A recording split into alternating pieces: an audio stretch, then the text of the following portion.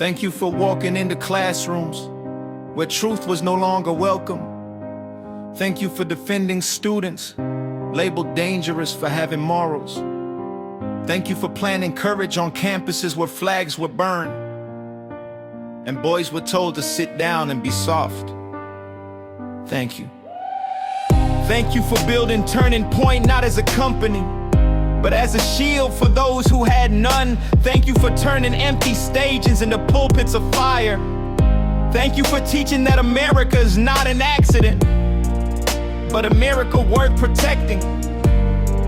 Thank you. Thank you for reminding men that masculinity is not toxic, cowardice is.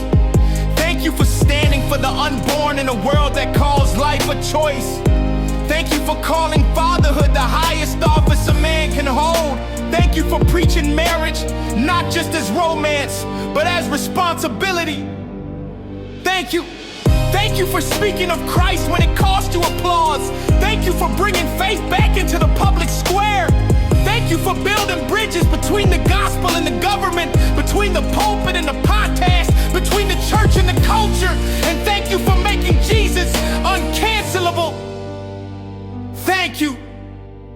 Thank you for staying on air when sponsors pulled out, when your friends stayed silent, when the mob screamed louder, when your name was dragged, your motives twisted, your prayers mocked. Thank you for staying. Thank you.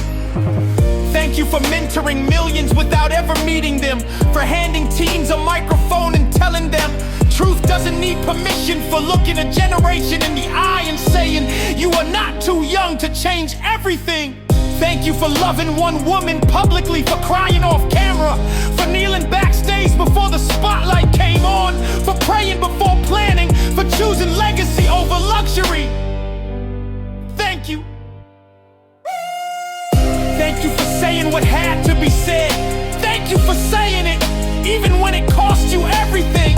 Thank you for not quitting, for not apologizing for truth, for not diluting the fire, for standing still. Thank you. And when the cameras are off and the crowd moves on, may history forget the noise, but never forget that you said it anyway.